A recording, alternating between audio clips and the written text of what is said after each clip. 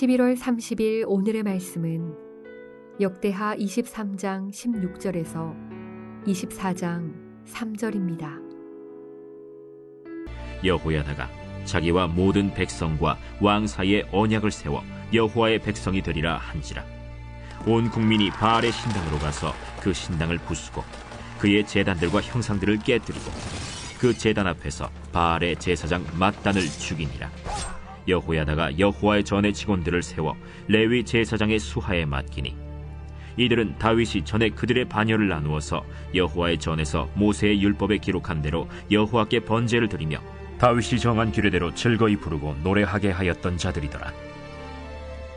또 문지기를 여호와의 전 여러 문에 두어 무슨 일에든지 부정한 모든 자는 들어오지 못하게 하고 백부장들과 존귀한 자들과 백성의 방백들과 그 땅의 모든 백성을 거느리고 왕을 인도하여 여호와의 전에서 내려와 윗문으로부터 왕궁에 이르러 왕을 나라 보좌에 앉히매 그 땅의 모든 백성이 즐거워하고 성중이 평온하더라. 아달랴를 무리가 칼로 죽였었더라.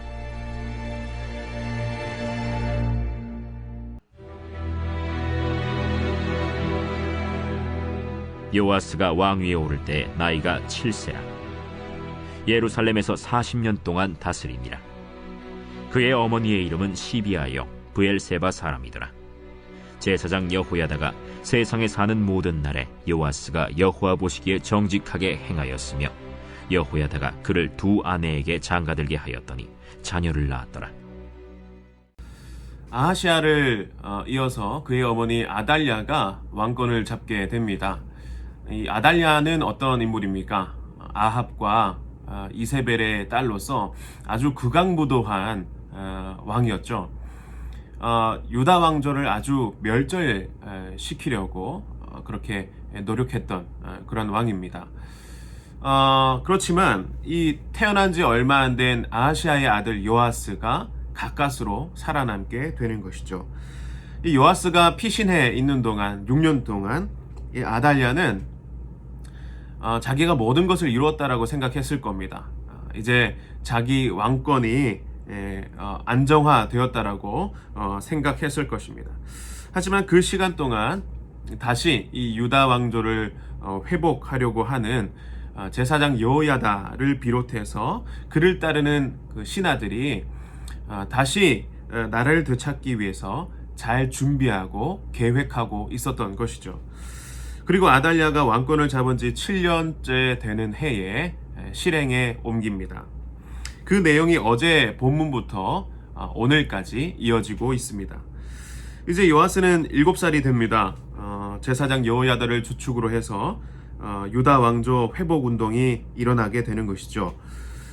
레윈과 이스라엘 그 족장들을 모아서 아달랴를 몰아내고 다윗의 후손 요아스를 왕으로 세우기로 결의하게 됩니다.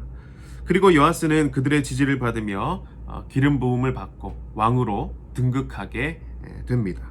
그리고 뒤늦게 이 사실을 알게 된 아달랴는 결국 사람들에 의해서 처형되게 되는 것이죠. 이제 그 여호야다는 다윗 왕조의 정통성을 회복하고 국가의 기틀을 마련하기 위해서 가장 필요한 것은 무엇인가 생각했을 때에 가장 필요한 것은 여호와의 언약을 되새기는 것이다 라고 확신을 했습니다. 그래서 16절 말씀을 보면요, 여호야다가 자기의 모든 백성과 왕 사이에 언약을 세워 여호와의 백성이 되리라 한지라. 자신을 비롯해서 여호야다 자신을 비롯해서 백성과 요아스 왕이 언약을 맺습니다. 여호와 하나님의 거룩한 백성 되기를 맹세하는 것이죠. 열왕기하 11장 17절에 보면 이것을 이중적 계약 체결로 설명을 하는 것을 우리가 볼 수 있습니다. 이렇게 기록합니다. 여호야다가 왕과 백성에게 여호와와 언약을 맺어 여호와의 백성이 되게 하고 왕과 백성 사이에도 언약을 세우게 하매. 그러니까 하나님과 백성 사이의 그 언약을 상기시킬 뿐만 아니라 왕과 백성들 사이에서도 언약을 맺는 것입니다. 그래서 왕이 어떤 전제 권력도 행하지 못하도록.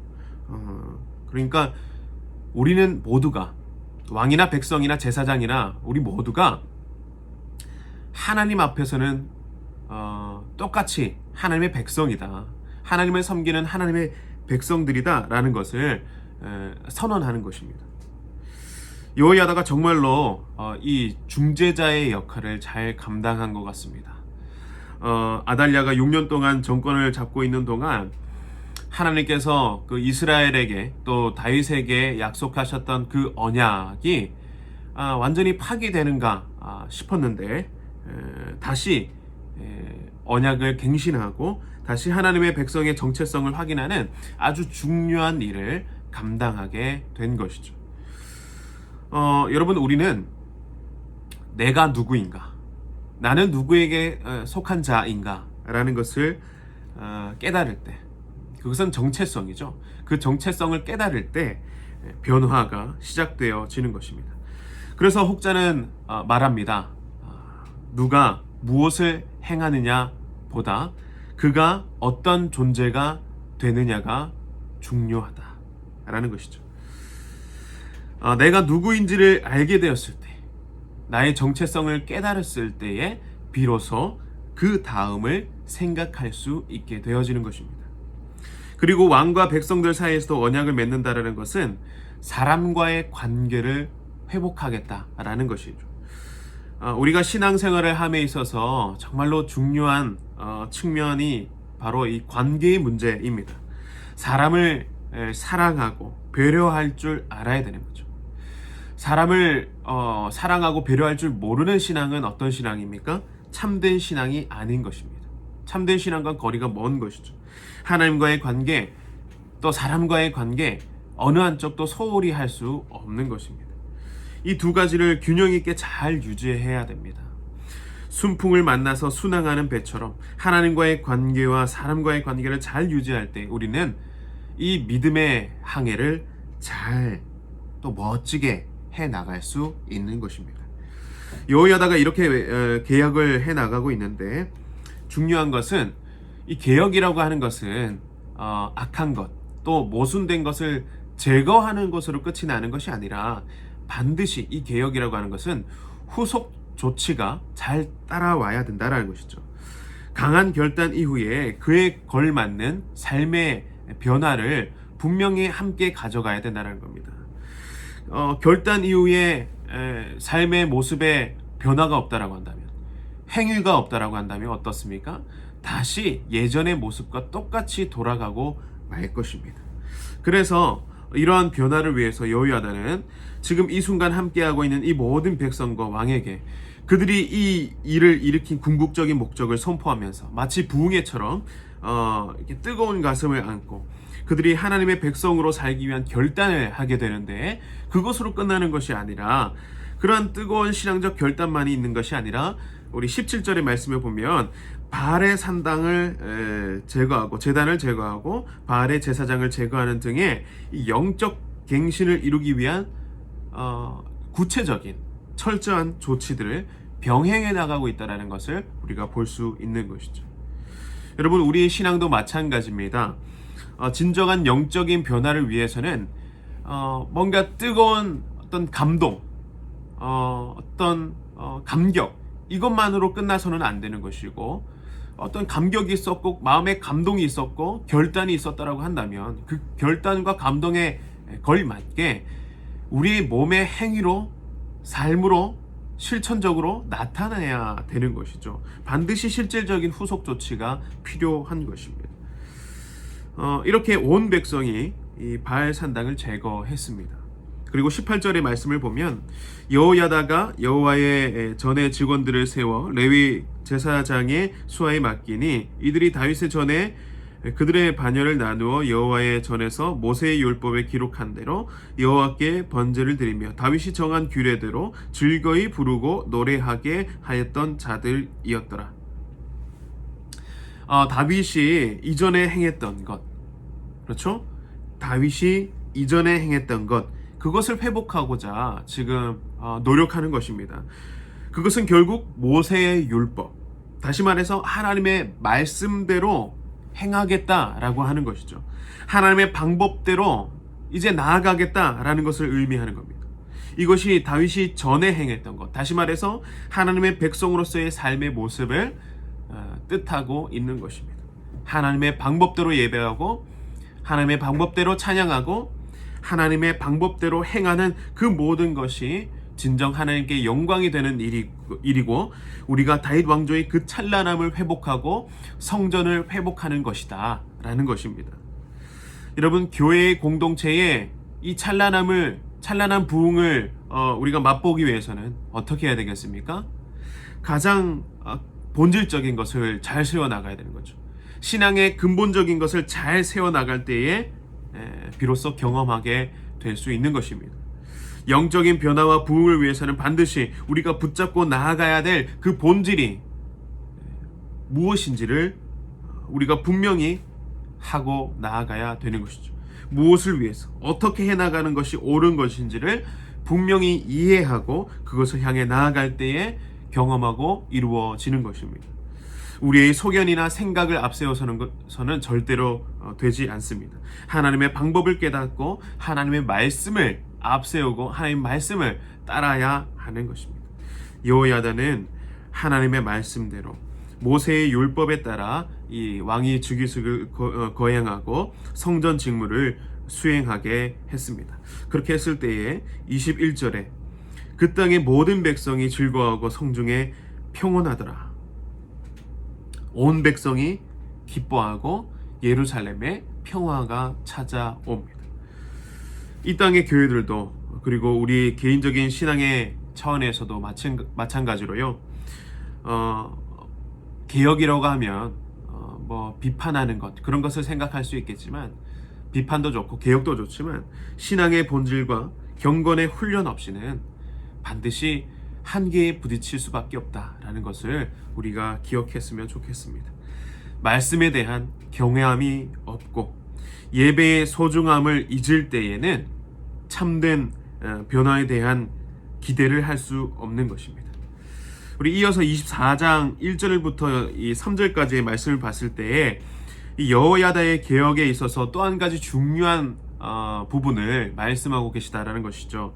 그것은 바로 사람을 세워나가는 일, 사람을 바르게 세워나가는 일이 중요하다 말씀하는 것입니다.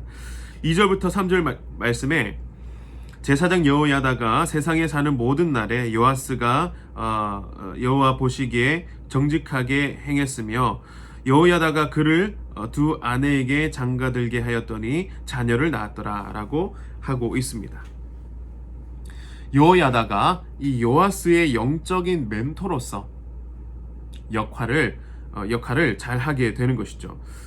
심지어 신앙의 혈통이 단절되지 않도록 그것까지도 아주 세심하게 노력했다라는 것을 볼 수 있습니다. 그래서 여호야다가 살아있는 동안은 나라를 안정적으로 이끌어 나갈 수 있었다라는 것이죠. 그러나 안타까운 것은 나중에 드러나지만 이 여호야다가 살아있을 때는 요아스가 아주 선하게 행동을 하다가 나중에 여호야다가 죽은 이후에는 정반대의 길을 걷게 된다라는 것을 볼 수가 있는 것이죠. 그러나 우리가 이 여호야다의 이러한 모습을 우리가 봤을 때 영적인 멘토로서의 역할이 얼마나 중요한지를 깨닫습니다. 작은 행동 하나하나를 아마 이 요아스에게 가르쳤을 겁니다. 멘토로서 이것이 중요하다라는 것을 잘 가르쳤을 것입니다. 여러분, 우리의 모습도 누군가 보고 있다는 사실을 우리가 깨달아야 됩니다. 우리의 작은 행동 하나하나를 영적인 후배들이 보고 있습니다. 그리고 그 후배들이 배울 것입니다. 신앙의 선배가 정말로 하나님을 잘 섬기고 또 사람을 사랑할 줄 아는 모습을 봤을 때에 그 영적인 후배들이 깨닫고 배우는 것이죠. 그리고 자기가 가지고 있었던 그 잘못된 모습들을 고쳐 나갈 것입니다. 여러분, 이 시대의 한국교회 안에는 그러한 신앙의 멘토들이 절실히 필요합니다. 그리고 그때에 누가 살아있을 때는 그랬다. 이 말씀처럼 누군가가 살아있을 동안에는 그랬다라는 그 단서는 빠져야 되겠죠. 잘 가르치는 것도 중요하지만 잘 세워주는 것이 멘토의 역할에서 굉장히 중요한 일이다라는 것입니다. 여호야다는 나라를 회복하는 그 출발에서 신앙의 순수성을 무엇보다도 강조했습니다. 유다 백성들이 하나님과의 그 언약 안에 있는 특별한 존재라는 것을, 그 정체성을 확인시켜 주었을 때에 이것이 신앙의 회복으로 이어졌습니다. 그랬더니 모든 문제들이 정리되고 해결되어졌습니다. 여러분, 신앙이 무너지면 모든 것이 무너지는 것입니다. 그 반대로 신앙이 굳건하게 세워지면 모든 것이 굳건하게 세워지는 것입니다. 우리의 가정이, 우리의 직장이, 우리의 삶의 모든 부분이 굳건하게 세워지는 것입니다. 문제를 벗어나서 회복과 부흥을 맞이하기 위해서는 무엇보다 신앙의 회복이 우선되어야 된다는 사실, 이 사실을 우리가 기억해야 됩니다. 여러분, 오늘 이 하루도 정말 나는 어떠한 존재이고 나는 누구에게 속한 사람인가, 나는 어떠한 정체성을 가지고 살아가는 존재인가라는 것을 우리가 다시 한번 되새기기를 바랍니다.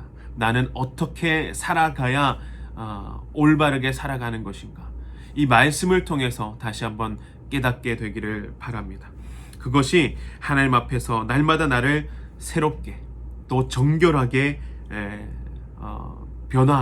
변화시키는 그런 과정이고, 또 하나님의 택하신 거룩한 백성으로 오늘을 살아내는 힘이 될 줄 믿습니다. 우리 모두가 말씀 붙들고 승리할 수 있기를 주님의 이름으로 소망하며 축복합니다. 우리 기도하겠습니다. 오늘도 살아 역사하시는 하나님, 주님의 말씀 앞에 겸손히 나아갑니다. 매일 말씀 안에서 나의 정체성을 재확인하게 하시고 하나님의 거룩하신 뜻을 깨달아 살아가게 하여 주시옵소서. 순수하게 믿고 순수하게 순종할 때에 우리의 삶의 아름다운 변화 경험하게 하여 주시옵고, 즐거움과 기쁨과 평온함을 누리며 살아가게 하여 주시옵소서. 우리의 신앙을 굳건히 세워 주시옵소서. 좋은 멘토 될 수 있도록 인도하여 주시옵소서. 다음 세대에게 좋은 신앙의 유산을 물려줄 수 있는 우리의 모습 되게 하여 주시옵소서. 오늘 이 하루도 주님의 말씀을 우리가 붙들기를 소망합니다. 믿음으로 승리하기를 원합니다. 주님, 함께하여 주시옵소서. 예수님의 이름으로 기도드리옵나이다. 아멘.